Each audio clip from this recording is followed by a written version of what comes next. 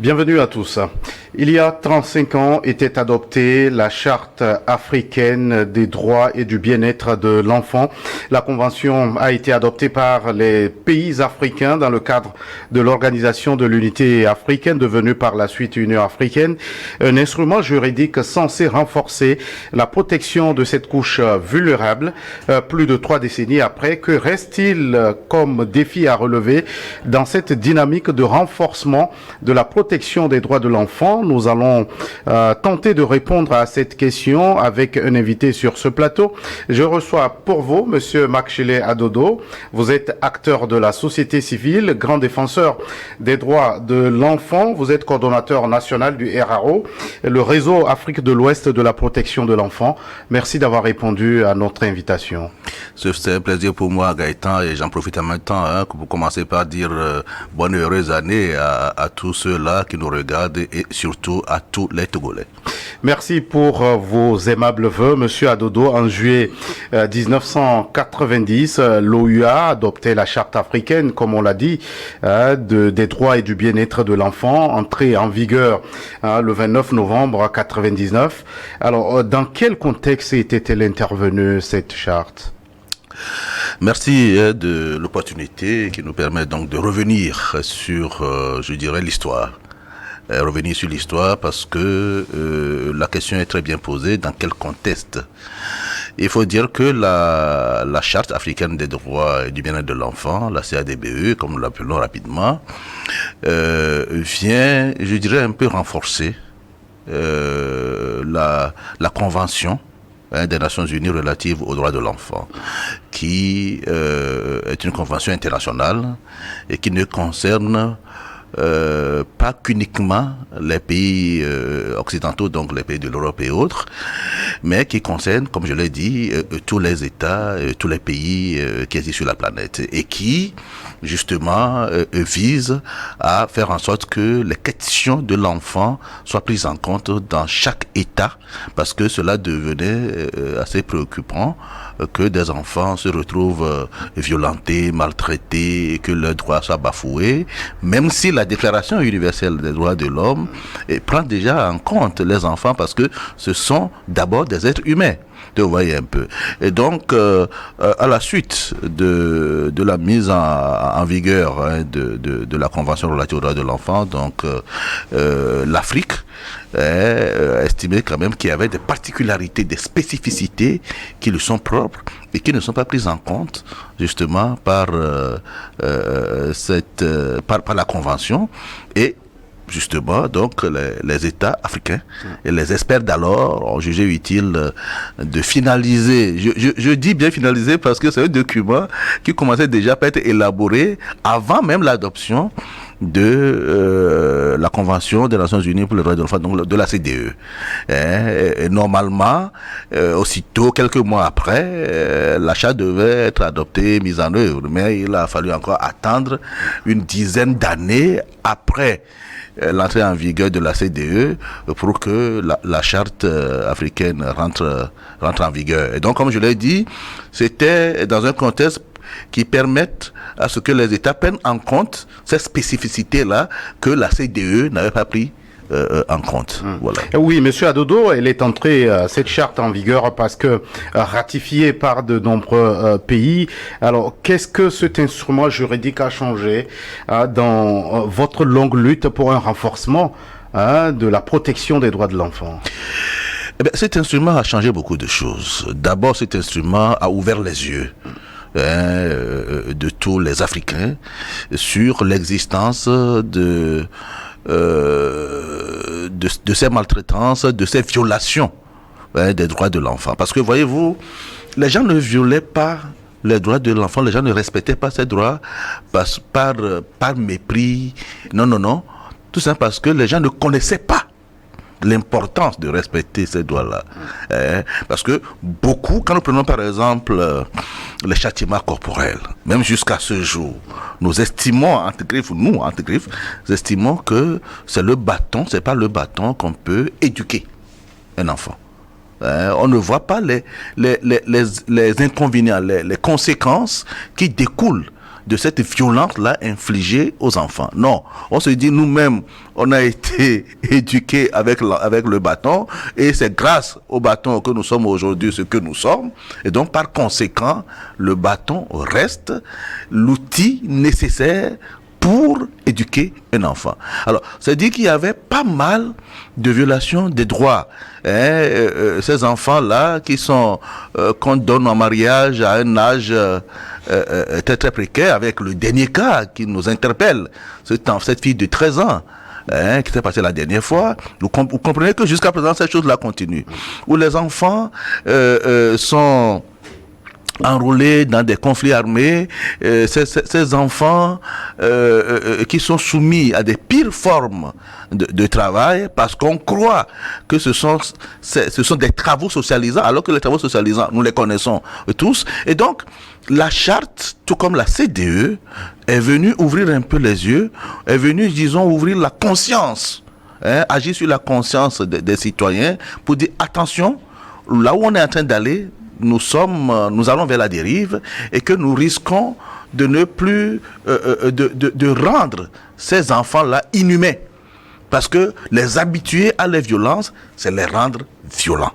Vous voyez un peu. Et donc, grâce à cet outil, nous, acteurs, nous avions eu des éléments, des instruments nous permettant donc de sensibiliser les citoyens, de les conscientiser, et non seulement les citoyens, mais également les États. Parce que c'est les États qui sont les premiers garants des droits des enfants. Les États ont beau signer, mais beaucoup ne voyaient pas en réalité. Beaucoup ont signé parce qu'il faut signer, parce qu'il faut faire plaisir à l'opinion internationale. Et donc, nous, acteurs, nous sommes saisis de ces instruments-là que constitue, entre autres, la charte, pour travailler un peu sur la conscience humaine, afin que les enfants se retrouvent au cœur de nos préoccupations, et que nous puissions, les parents, les acteurs, la communauté, tout le monde puisse se dire, puisqu'on a l'habitude de dire, nous travaillons pour les enfants. Mais on dit on travaille pour les enfants, au même moment, on maltraite ces enfants. Et donc, avec ces instruments, nous sommes arrivés à faire en sorte que les gens prennent conscience, ou que les gens commencent à prendre conscience. Je préfère commence, parce que si je dis les gens prennent, comme si les gens ont déjà pris conscience, il n'y aurait pas encore des défis encore à relever, toutes ces maltraitances auxquelles nous assistons jusqu'à ce jour. Alors, vous les avez souligné, certaines dispositions de cette charte sont déclinées de la CDE, mais la plupart sont interprétées dans un contexte purement africain. Qu'est-ce qui particularise ce contexte africain ? Eh bien, vous n'êtes pas sans savoir que chaque peuple a sa culture, chaque peuple a ses traditions. Lorsque je vis dans un environnement occidental, j'applique la culture occidentale. Et même lorsque chez nous, dans nos différents milieux, quand je prends par exemple le cas du Togo, ce qui se fait dans le milieu Adja n'est pas la même chose qui se fait dans le milieu Mina, ni dans le milieu Kabier, etc. Oui, mais quand on parle des droits, est-ce que leur universalité refuse en ce moment d'exister ? Non, mais au même moment, on doit tenir compte, vous l'avez si bien dit tout à l'heure, il faut tenir compte des réalités, il faut tenir compte des spécificités. Est-ce que vous voyez un peu ? Vous savez, en Afrique, quand nous prenons la famille, ce n'est pas seulement le père, la mère, et puis ça s'arrête là. Et les frères et sœurs, non. La famille va au-delà des géniteurs. Il y a les grands-parents, il y a les cousins, il y a les tantes, il y a les oncles, et puis il y a les voisins, il y a les voisines. C'est pour ça qu'on parle du frère du village, de frère de préfecture, ainsi de suite. Mais vous ne verrez pas ça chez l'Occident. L'Européen, la famille, ça s'arrête là. Et puis, quand les gens veulent par exemple se marier, ben en Europe, c'est l'homme et la femme, les deux se retrouvent à la mairie, et puis hop, le mariage est scellé, et puis 3 jours après, il peut encore avoir divorce. Voilà. Mais chez nous, le mariage, ça commence quelque part. C'est une affaire de famille. C'est une affaire de famille. Il y a la dot à payer, et pour payer la dot, ce n'est pas le fiancé qui se présente, mais il envoie sa famille, et quand il envoie sa famille, ce n'est pas seulement ses frères et sœurs, ce n'est même pas son père et sa mère qui y vont. Non, c'est les oncles, c'est les tantes, côté paternel, côté maternel. C'est ça. Et même des fois, on fait intervenir les vieux du village, les sages du village, lorsque par exemple il y a quelques soucis. Vous voyez un peu. Et donc, c'est des exemples que je prends pour illustrer le fait qu'il y ait des spécificités lorsque nous parlons de l'éducation de l'être humain, donc de l'éducation de l'enfant depuis la base. Ben, la manière dont l'Européen éduque son enfant, c'est différent de la manière dont nous éduquons notre enfant. Ça ne veut pas dire que l'enfant africain ne doit pas jouir des mêmes droits. Non, ce n'est pas du tout ça. Les droits, tout être humain doit jouir de ces droits-là, qu'on soit européen, qu'on soit américain, qu'on soit asiatique, qu'on soit africain. Mais toujours est-il que lorsqu'on veut les appliquer, il faut tenir compte de la réalité. Il faut tenir compte de la réalité. Vous voyez un peu. Et c'est cela que l'Afrique a essayé de prendre en compte dans les spécificités, parce que, je dirais rapidement, passant, que lorsque nous prenons la CDE, vous ne verrez nulle part où on parle de responsabilité de l'enfant. Mais lorsqu'on prend par exemple la Charte africaine des droits et du bien-être de l'enfant, il y a un pan où sont développées les responsabilités de l'enfant. Le Togo a ratifié cette charte le 5 mai 1998. Alors, vous êtes acteur de la société civile au Togo. Comment appréciez-vous sa mise en œuvre dans votre pays ?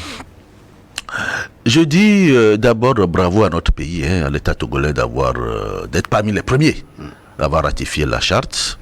Et aujourd'hui, l'État essaie, tant bien que mal, de faire en sorte que tout ce qui est contenu dans ce document-là soit mis en œuvre. Évidemment, ce n'est pas facile parce que ça demande des moyens, ça demande une volonté manifeste politique, mais il faut quand même avouer que beaucoup de choses ont été faites et il faut saluer cela. Il faut saluer et en même temps relever qu'il y a quelque chose qui reste encore à faire, quelques insuffisances et c'est comme ça qu'on va évoluer. Le monde n'a pas été construit en un seul jour, même d'ailleurs dans la Bible, on nous a dit que Dieu a construit, a créé le monde en 6 jours, le 7e jour. Il s'est reposé. Il s'est reposé. Mais nous, on n'est pas encore au 3e jour. Donc, c'est dire que beaucoup de choses restent à faire, mais beaucoup beaucoup de choses ont été faites. Lorsque nous prenons par exemple la gratuité des frais scolaires, quelque part, on parle de la gratuité de l'école, mais c'est graduellement. Et nous sommes aujourd'hui à la gratuité des frais scolaires, nous sommes aujourd'hui à l'existence de l'assurance. Pour que les enfants puissent bénéficier lorsqu'ils tombent malades. Nous sommes aujourd'hui dans cette logique où l'État recrute beaucoup d'enseignants pour que dans les écoles, les enseignants soient suffisants, même si on n'a pas encore atteint. Mais je dis, quand vous voyez 5 ans en arrière par rapport à là où nous sommes aujourd'hui, c'est vous dire que chaque jour que le bon Dieu fait, notre pays essaie de faire de son mieux. Il n'y avait pas avant le Comité national des droits de l'enfant. Aujourd'hui, ça existe et nous espérons que petit à petit également cette institution va disposer de beaucoup de moyens pour aussi évoluer. Vous voyez un peu. Beaucoup, même sur les médias, il y a des films violents qui existaient, qu'on voyait avant. Mais aujourd'hui, tout ça là diminue. Sur les réseaux sociaux, c'est vrai, il y a beaucoup de choses qui restent à faire, mais des dispositions sont au fur et à mesure prises par l'État. Et moi, je tiens personnellement à saluer tout cet effort-là, même si je sais qu'il y a encore beaucoup de chemin devant nous. Il y a encore beaucoup de chemin devant nous. Chaque enfant a le droit d'être protégé d'un travail qui est mauvais pour sa santé ou son éducation. C'est cette charte qui le stipule. Le travail des enfants, le phénomène est-il réglé, Monsieur Adodo? Non, le phénomène, disons, est en voie, est en voie d'être réglé, mais il y a beaucoup de choses qui restent. Vous savez, avant, l'État n'avait pas, disons, n'avait pas véritablement son regard sur ce qui se passait dans les ménages avec tous ces enfants domestiques que nous appelons les bornes. Mais petit à petit, ce secteur est en train d'être réglementé avec bien entendu des lois en bonne et due forme. Et puis, parce que voyez-vous, avant, beaucoup d'enfants qui se retrouvaient dans cette situation-là sont des enfants victimes de traite. Voilà, parce que quelqu'un, eux ils travaillent, les enfants travaillent, mais quelqu'un est en train de se faire payer, même pas l'argent ne va même pas aux parents, et donc, à plus forte raison, les enfants n'en jouissent même pas. Mais aujourd'hui, un certain nombre de dispositions sont prises pour que d'abord, l'enfant, juste à un certain âge, ne peut pas être employé comme domestique. Ça veut dire que il faut quand même respecter l'âge minimum qui est au moins de 15 ans. Et puis, quel est ce travail-là que l'enfant doit faire? Ça ne doit pas être un travail avilissant. Ça ne doit pas être un travail qui porte atteinte à sa dignité. Non, vous voyez un peu. Et lorsque beaucoup de cas se sont retrouvés devant nos juridictions, des sanctions ont été prises à l'encontre de ceux qui ont enfreint, la loi. Et les enfants sont rentrés dans leurs droits.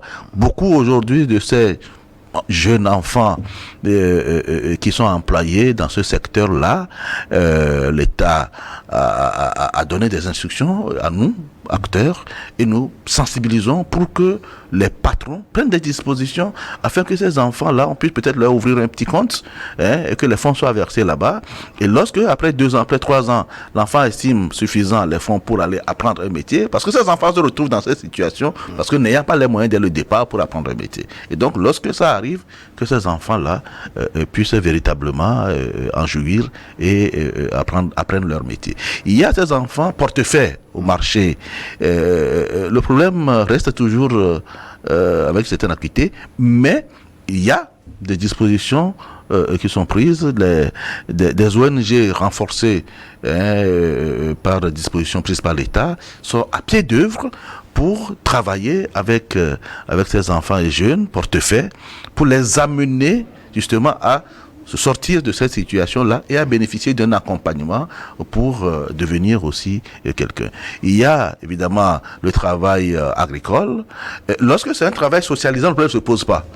Mais toujours est-il que lorsque c'est un travail socialisant, que ça soit fait dans le respect de la dignité humaine.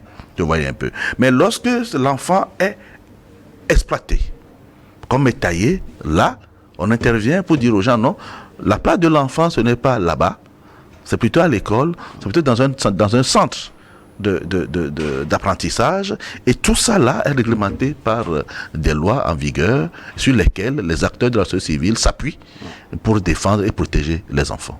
Marc Schiller à Dodo, nous allons marquer une toute petite pause le temps d'une nouvelle édition du journal sur votre chaîne.